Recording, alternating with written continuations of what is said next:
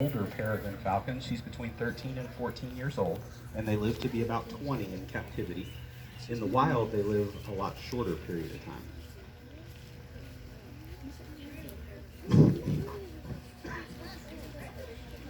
Oh. So she holds her wings out like that because she is a little nervous. We got her from a breeder in Washington State. It's called baiting when she does that. But we got her from a breeder in Washington State, and she is now just going to live out her life with us as an education ambassador for the programs and things that we do. So Peregrine Falcons are on every continent except for Antarctica. You can find them on 6 of the 7, and even some remote islands. They migrate all over the world. Their breeding area, though, is primarily in the northern hemisphere, up on the north end of Canada in the Arctic Circle. Then they migrate south, and there are some places in the south where they do live year-round. You can tell by, if you look at her face, see how she's kind of got a dark, it looks almost like a hood over her face. Looks like an old executioner's hood that you'd see in medieval times. That is a trademark way to identify a peregrine falcon. They nest up high. They love high perches. If you ever go downtown Nashville, you will occasionally see perches up in buildings, small nests and scraping areas where they will nest right in buildings. Their favorite food are rock pigeons. They love pigeons. So they're the fastest animal in the world for one primary reason. Now, when they're chasing prey, they fly up to about 40 to 45 miles an hour while they're chasing them. But they will go into what they call a stoop. So peregrines like to fly at about 3,000 feet. And they'll just soar on the wind currents up really high, and they'll be watching below, and they'll look for birds. They'll look for birds in flight. And when they see one that they want, they'll go into a stoop. They'll fold their wings back, and they will go into a terminal dive straight at whatever it is that they're looking for. And when they hit it, they stun it, and they can either take it in the air or they'll knock it to the ground, and then they'll go down to the ground and get it. In a stoop, at a full dive, they can hit speeds up to 200 miles an hour. That's faster than NASCAR race cars go around the track. She also has anybody here ever watched any of the shows on Shark Week with great white sharks? How they have that extra pupil that goes over their eyes when they go to feed? If you've ever seen that, if you watch on TV the shark feedings, they'll have this kind of milky film that'll go over their eyes. It's a second eyelid. Peregrines have something very similar to that, because when they go into that stoop at 200 miles an hour, their eyes have to be protected. So they can still see, but they're a little bit blind while they're in that dive.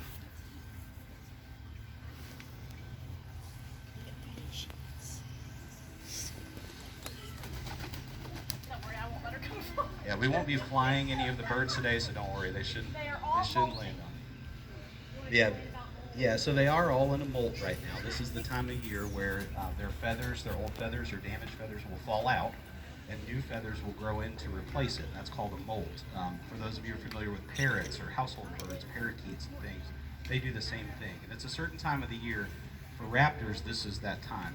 So that's why we're not going to fly any today. When they're molting, we try to keep them, basically the old term, fat and happy. We overfeed them a little bit because during that time they're expending a lot of energy. They are really trying to, let me start that sentence over. All birds of prey are based on their weight. It's all in how much energy they burn. They're relatively lazy for the most part because they burn energy. Every time they burn a lot of energy, they've got to feed to replenish that. So when they're in molting, they're a little bit more in energy burning modes. They're trying to grow new feathers, they're expelling the old ones. And so in that period, right now she's molting back in pretty nice. She's got most of her feathers. There, see, she's looking for her high perch again. You doing okay, Ruby? So sometimes you'll see her with her beak open and her tongue will hang out.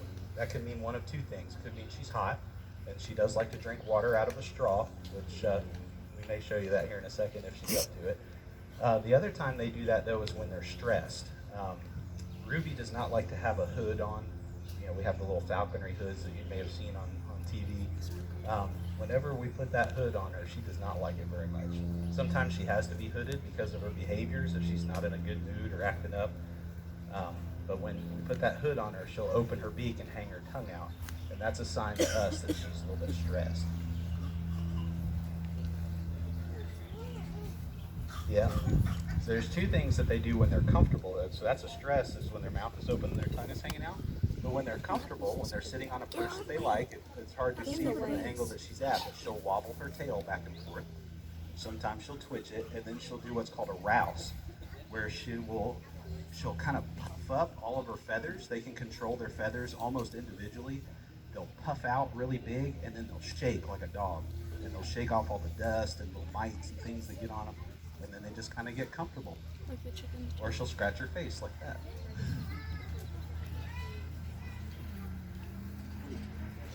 So caring for birds of prey is a big undertaking. There are several things that you have to consider. If you'll notice on top of that perch right there, there's a artificial turf material. Their feet are very sensitive, and in an enclosed environment, it's very difficult to replicate a natural environment. Because they're building dwellers and cliff dwellers and that sort of thing, they're used to rocky, hard surfaces, but it does take a toll on their feet. They'll get small sores, almost, it's not quite the same as a bed sore, but they'll get little marks on their feet if they stay in the same place too long, or if the perching material is not correct. So we vary hers a little bit. She has some natural wood perches. She's got some turf perches like that. There's some other stiff bristle perches. So we try to bounce that around a little bit to keep her feet healthy. If a bird, if you think about what that bird does, she catches things in her talons and eats it with her beak. So what do you think the two most important parts of that bird are? Her beak and her feet. So we have to do a lot of care on both of those. We have to trim her nails. We have to trim her beak in a process called coping, where we take a small Dremel tool with a little sander bit on it, and we'll have to hood her for this because she doesn't like to see that come. It's like going to the dentist and getting the drill. Same thing with her. She does not like to see that Dremel tool coming. And so we'll put the hood on her, and we'll, while she can't see, we'll go in and shape her beak out a little bit. In the wild, what they'll do is they will scrape their beaks on rocks and hard surfaces to break that off, similar to what squirrels do with their teeth. Because squirrel teeth, if you didn't know this, grow all the time. And they have to continually wear it down and break them off so it doesn't grow through their bottom jaw. Birds do the same thing. That little hook on the end of their beak can get overgrown, and it can actually make their mouth stay shut. And if it gets overgrown like that, what do you think will happen? They can't eat. No, That's right, they'll starve to death because they can't get their beak open. So care for these birds is extraordinarily detailed. You have to be really careful with them. All right, so just so we don't use up all of our time, we can probably take a couple of questions. If you have a question about a peregrine falcon, I'd be happy to try to answer them if I know it. Just raise your hand. Anybody have a question? Okay, we're going to go ahead and put her up while she's doing that. No questions about peregrines? Sir? How many eggs do they normally lay? Peregrines can lay up to 8 eggs at a time. Usually it's between 2 and 5, and they're solid white. Small, maybe about the size of a like a Super Bowl. They're maybe a little bit bigger than that, but they're round. They're not like, they're almost like, look like a turtle egg, for lack of a better way of putting it. Turtle eggs are small and round, look like a pancake. I guess that would be the closest thing. But they will, between 2 to 5 is the normal. And she, like I said, we got her from Washington State from a breeder. So she was a breeding bird. She's given birth to several clutches of birds. What breeders in falconry will do, and I'll explain why they do that with peregrines especially, is they will have a captive peregrine, they'll go ahead and breed it, and they will sell the birds to other falconers. And that's how we got her. She's reached the end of her breeding life. So the breeder did not want her anymore, and so they gave her to us as an education ambassador. But the reason why peregrines are so big in the breeding program is because for those of you who are older or have grandparents who have talked about this, in the 60s and 70s, they used to crop dust with a chemical called DDT. And they still do use it in some cases today, but by and large it's outlawed. DDT took a huge toll on the peregrine population and put them on the endangered species list for almost 30 years. In 1999 is when they finally came off of the endangered species list, and it's primarily because of falconry breeding programs to bring the peregrine back up to levels that were sustainable, both in captivity and in the wild. Yes, sir? To see it. What? I was going to say. No, it's right Okay, that's all right if you think of it. On the inside. Just raise your hand again. Any other questions? Yes, ma'am? So peregrines are, it's close. Peregrines will hunt in pairs, and a hunting pair is usually a male and a female. If one or the other happens to be killed, it happens, sadly.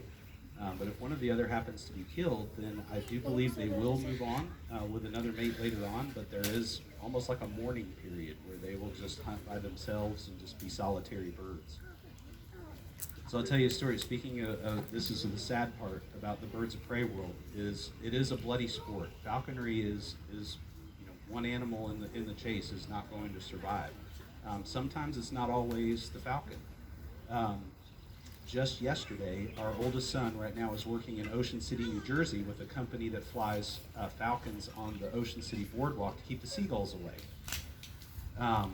Sadly, yesterday, we just heard about this last night, is the seagulls, they look cool and cute on TV, but they're kind of vicious. He flew a peregrine, very similar to Ruby, into a flock of seagulls to scatter them. Well, the seagulls got together with their pack hunting and drove the bird out to sea to where he could not get her back. And once they got her far enough out, they dove and dove and dove until they knocked the bird unconscious. It fell into the ocean and drowned. Oh. They had a telemetry tracker on the bird, so this morning they actually got a hit on the tracker that washed up on the beach. So the bird of prey sometimes becomes the prey in a case like that. These seagulls are obviously large seagulls. They're not the little ones like you see in the Walmart parking lot. These are really big ocean gulls. And the city of Ocean City pays them to come up and fly their birds to help get rid of the seagulls because tourists feed them. So I'm going to ask y'all to repeat after me. Say, I will not feed seagulls. Feed seagulls. Thank you very much. Yeah, that was not a happy ending for that bird, but it does happen sometimes. But in the world of falconry, As long as it's not a dumb question. again, one of the animals is not going to survive the Can you let the experience. babies go out in the wild to do Yes, He's sir. not a bear person. I just They two remembered. pews. Can I know let you the can find them babies? in North America. You said you could find them. You can find those things Oh, six out of 7 Yes. continents. But you find them in Tennessee anywhere? Yes, so the question was, can you find peregrines in Tennessee? They are native to the United States all across. Oh. They are usually on coastal areas because they do like cliffs and tall rocky hillsides, some mountainous areas, but they are native to all across the United States. And like I said, you'll find them on 6 continents out of 7. There's none in Antarctica. The penguins own that one. The peregrines are everywhere else. Yes, ma'am. How long is their breeding time? It's relatively short. It's just usually during the early and late winter. They kind of book in the winter months. That middle part where it's bitterly cold, they're active, but they're not as active. But right before winter sets in and right after it's gone is their primary breeding time. All right, let's take one more question. Yes, sir. What? Yes. Huh? They have very long claws. Rubies are about an inch or so long. There are other birds, like we had a red-tailed hawk that we just released on Sunday. She was an injured bird. We released her, and they call it the kill talon, which is the one closest to the inside of their foot. Her kill talon was a little over 2 inches long. Sadly, I have had that talon in my hand. I mishandled her one time, and she got a hold of my hand and dug in, and it hurts. It leaves scars, believe me. All right, so that's all about the peregrine falcon that I can tell you this morning. I think we're going to bring out another. Oh, okay. Excuse us just a second. We're going to trade off here.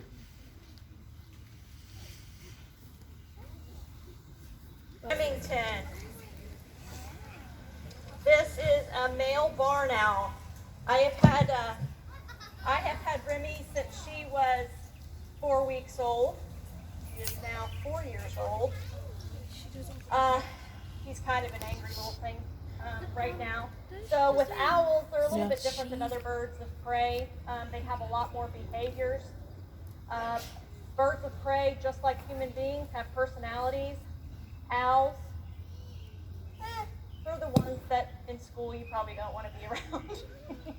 So, but they have a lot of behaviors that are frowned upon.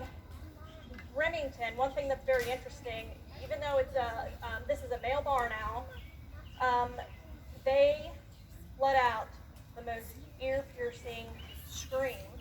It sounds like a woman screaming. And it is very startling. So if you ever go out at night and you hear a blood-curdling scream, it is probably a barn owl. They do that a lot during mating season in order to call the attention. So Remington is used to being perched up on my shoulder. Of course, I don't want him on my shoulder because I always end up with poop down my back. But that's exactly where he wants to go. That's his comfort zone. You may see me sometimes riding around town with Remington. Remington loves the car. Loves to ride in the car. I get very strange looks. Very, very strange looks. So barn owls. Especially in the drive-through. When we go Yes. through the drive-through, Yes. we're like, is that really an owl in there?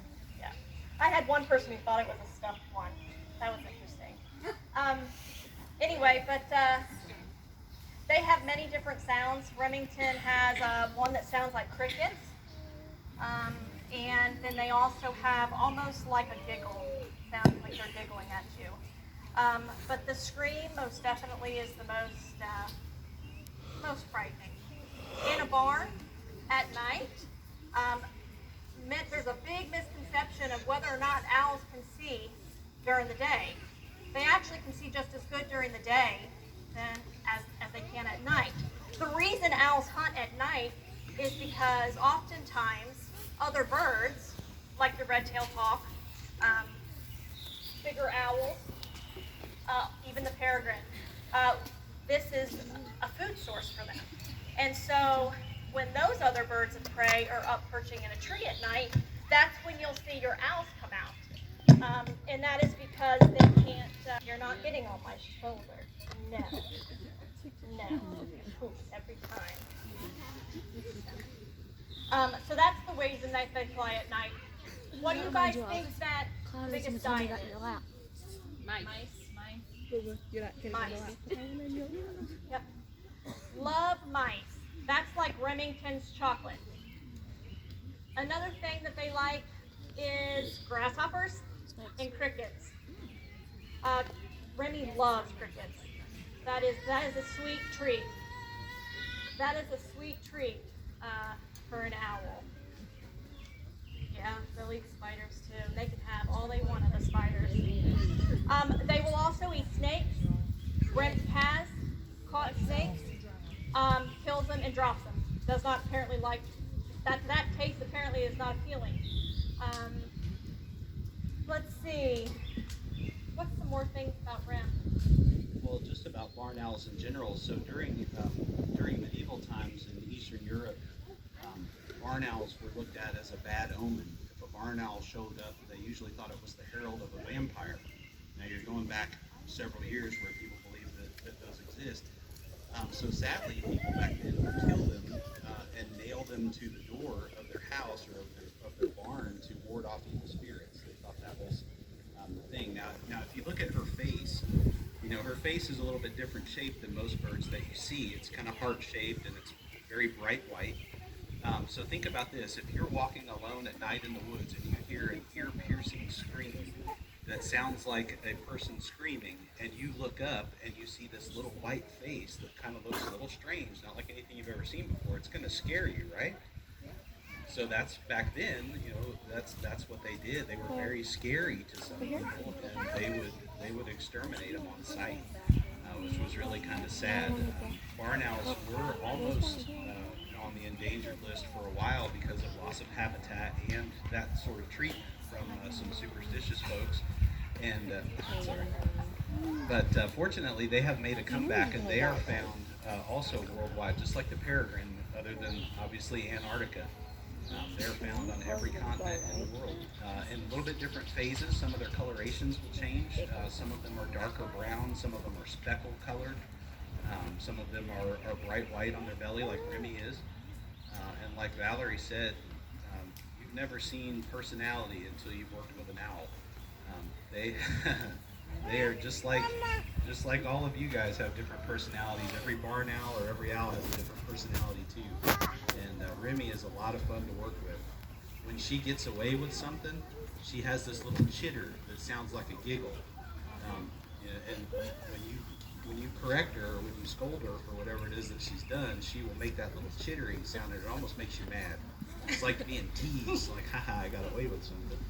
She is, or he is a handful. He's a really funny bird to work with. Let me tell you just a little bit about how keen of a sense of sound that owls have. Okay, it's very different with other birds of prey. Other birds of prey, they depend on vision, even though they do have a very keen sense of hearing. An owl's hearing is 10 times better than a human. Remington can hear the heartbeat of a mouse a mile away underneath 5 inches of snow and know exactly where to go in order to kill that prey. That is how in tune. If you see the heart-shaped disc, that's like a satellite disc for sound. Their ears are not located in the same places. She has one, or he has one right here, and then one on the top of his head, and that's how they can direct their sound and know exactly where something is. So it means why they turn their head around. It's weird. That's part of the reason why they're such good night hunters too. They don't need as good a vision. A bird of prey like Ruby, the Peregrine Falcon, your shoulder.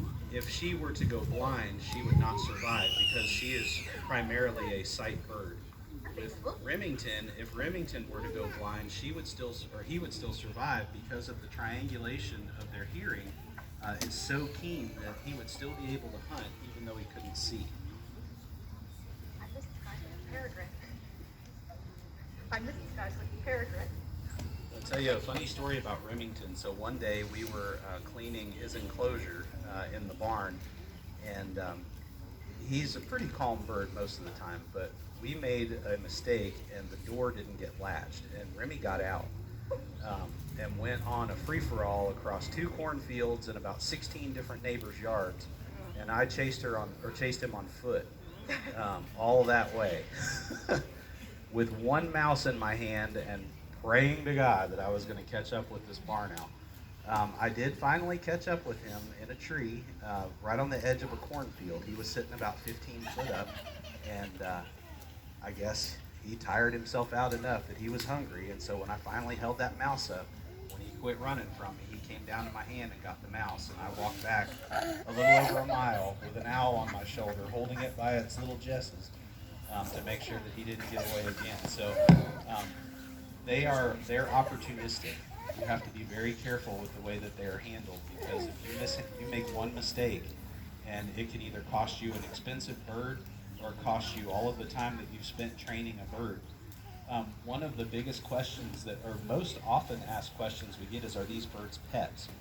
They are not, especially the hunting birds. The hunting birds, they work. They earn their keep, they hunt their own food, they catch squirrels, they catch rabbits, they catch mice, all that good stuff. Remy is not a working bird. He's an education ambassador, so he doesn't have to work quite as hard, but he is not a pet. And if we were to cut those jesses off and let him go, he would be gone, and he would not come back. So I got lucky. The one time he did get out, I was able to get him back. But Remy was born in captivity, so he can never be released. He doesn't know how to act like a wild owl, but if you give him the opportunity, you try to learn it. Yes, Remy is imprinted, which basically means in bird language, when a bird imprints on you, which typically happens when they're very, very young, and rely on you for a food source, just as if a parent with a child. When they imprint on you, they start to see themselves as a human. And so that's, Remington actually is imprinted on you. But yeah, like Lyle said, they are wild animals. They will turn in a heartbeat and do something stupid. And I will tell you that especially when they're kept fat during this whole molting season, they have terrible attitudes, just terrible attitudes. And so one thing with Remy is when it's not molting season, we do a lot of flying outside in the pasture and things like that. Remington has toys because barn owls need to have that stimulation. They can actually be incredibly playful. Yeah, Remy does play with dog toys, Yep. and likes small cat toys too. He is, like I said, he is a very strong personality. Any questions on Mark? Yeah, so anybody have any questions about barn owls or owls? I'll try to answer. Yes, ma'am. How many eggs do they lay? How many eggs do they lay? Well, Remy won't lay any, but barn owls will lay, I believe it's about the same. It's between 2 and 5 eggs in a clutch, maybe a little less, 2 and 4, because barn owls, or owls in general, are not quite as big as some falcons and hawks. But one of the interesting things about breeding with barn owls is that they will breed year-round. It doesn't matter what time of year it is. If there is a mating pair, they can have a clutch at any time. He's testing the children. And for those of you, in case you don't know, a clutch is a nest full of birds. Yes, ma'am. So that's a good question, and I'll just kind of broaden that in general. So birds of prey in the wild, lifespan is 5 years or less, and that's across the board for a lot of reasons.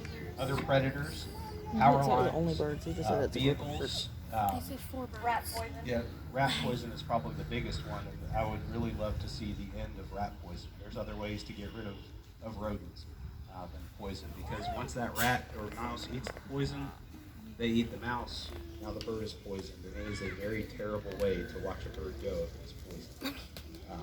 So as far as Remy goes, to answer your question though, in captivity, he will live probably between 15 and 20 years, and Remy is 4, I believe. Yeah, 4. All right, sir.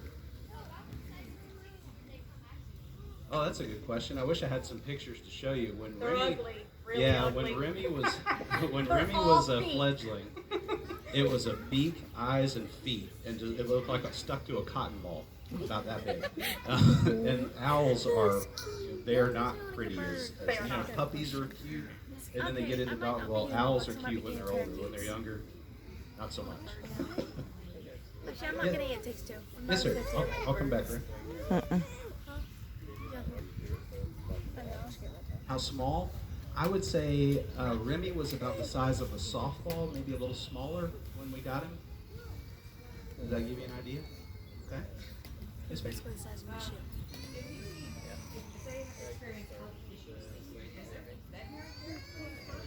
They're special vets. Yeah, there are special vets that we work with, especially kind of on the rehab side. We have good relationships with both of them. A lot of times, we can just call them and tell them what's wrong. Mosquitoes are a big problem with birds of prey around here, and so is rat, poison. But you typically will know if a bird has poison. Like Lyle said, it's a horrible, horrible death, and there's not one thing that they can do about it. And so we really just work with a local vet so that we don't have to go all the way to Nashville to our bird vet. I think they have and an have actual birds hawk. euthanized. That'd be So, terrifying. but yeah, we do. We have special vets. They're hard to come by. Yes, they are. So birds are West susceptible to West Nile virus, just like a person is. They can get, Yes. they can get encephalitis the same way a person can from mosquito bite, and some other issues that go along with that. They're particular to birds. So mosquitoes are a big issue with our birds. So we try to keep those away. Citronella plants, we try to keep those all over the place. Yes, ma'am. He was a very young one. Oh, I was on her shoulder. I was on her shoulder. It's behind the tree. I'm sorry, ask it one more time. Why did it so late?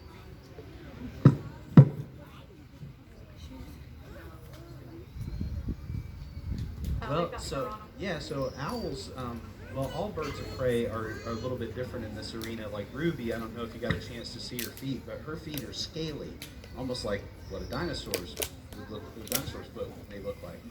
With owls, they have actually sometimes fur and feathers on their feet, especially great horned owls have a lot on their feet like that. It works a little bit kind of like your eyelashes do to help keep things out of your eye.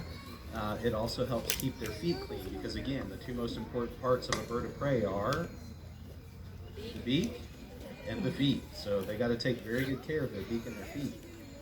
And so the fur and feathers on owl feet help with that. One other quick thing, I'll get to your question in just a second, sir. Just tell you a quick thing about owl feet, too. They are what's called zygodactyl, and that means is they have 4 fingers, if you want to call it that, on their feet, and one of them is movable from the front to the back. So picture kind of like your thumb being the back foot, they can take this talon right here and they can switch it around to the back where they almost have two in the front, two in the back. They can grab things a little bit better with that, and that's specific to owls. So that's called zygodactyl, when they can move a toe around like that. Yes, sir, you had a question. We feed them right now every other day. We feed them. Other than that, it's just sporadically as we weigh them and kind of keep their weight the same. Yes, sir, in the back.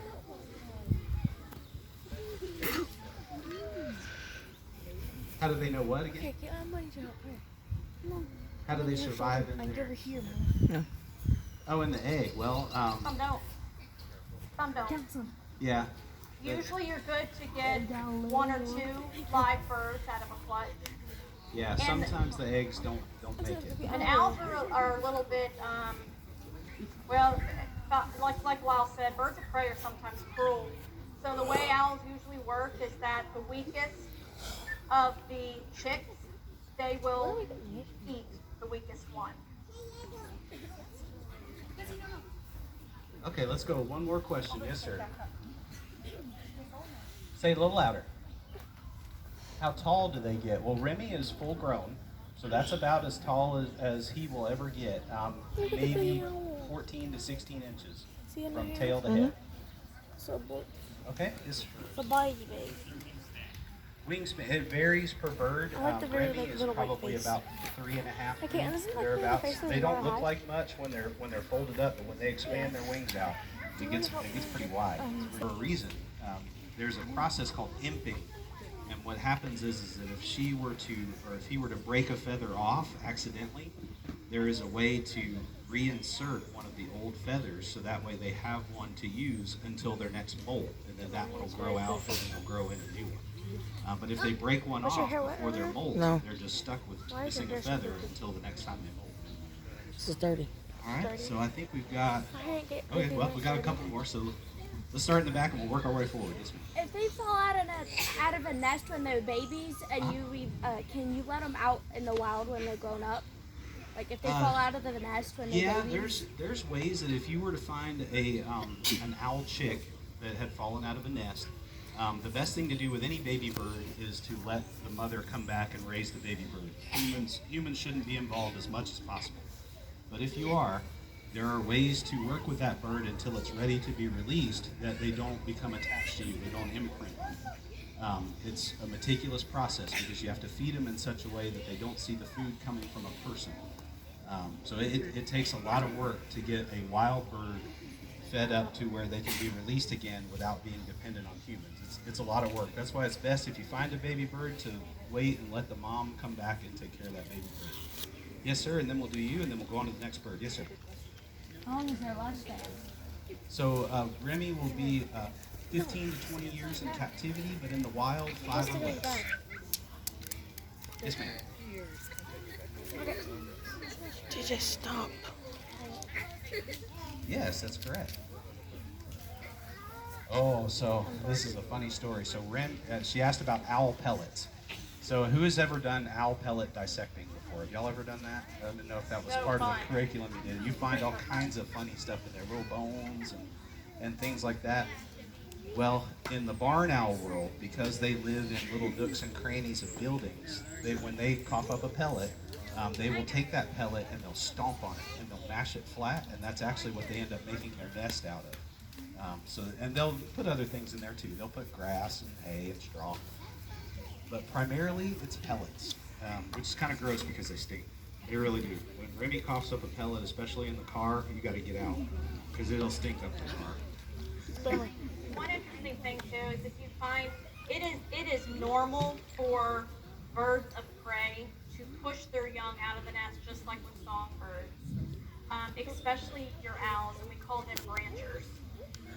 But so if you find owls around the base of the tree or a bird around the base of the tree, know that that's part of their parents trying to get them to grow up and start doing things on their own. A lot of people think that they're going to, get killed by a cat and things of that nature. But most of I'll tell you, the birds of prey, they will take care of. Will regret it afterwards. Yes, they will. So, because you have a mom and a daddy that can get that bird back up in a tree and safe place. All right, this is Reddington. This is an eastern screech owl. Very, very common. Eastern That's screech why we owls, kept getting them they come confused. in two colors. This is called a red face, and then they always Yes. also have a gray face. This is a full grown. This is a full grown screech. So you can see why they're not the hardiest of birds. They get killed very easily because they're food for a lot of other birds. So like Lyle said, we've got another one at home that is gray phased. These came into our possession. You're going to scream? These came into our possession. They were found on a construction site. They were doing some tree removal, and the mother was killed, and there were 3 newly hatched babies. And this is one of them. And it's very, very hard to be able to take a brand new baby that's a new hatch and raise it without them imprinting on you. If we had another female bird that was an owl, a lot of times they will take care of them. We can put the babies in there. We do that with kestrels. We have a kestrel, American kestrel at home, who has raised many, many babies When they have for us, children, so that we've been able to they release all will of our kestrels. slowly dissolve into their But bodies to these feed are them. very, very And fragile little then birds. once they're out, I the get stuff calls can a dissolve. lot on these. People find They them in their dissolve their mailboxes. intestines, then they go up on their whip, tap on Mockingbirds it, are and their mean baby to spiders these eat them, little guys. and they just die off. They are, most of the time, they die by car strikes, because at night when they're going down, the car lights light up the path where food is, and they'll see a mouse scattering, and they'll go after it. They're so focused on that food, they don't see the car. And you can see why they will not survive. Most of them don't survive that. Yeah, you'll see the little ear tufts sticking up on Red's head. Those are not ears. They're called ear tufts, but they're not ears. Those are just feathers. And what's funny is,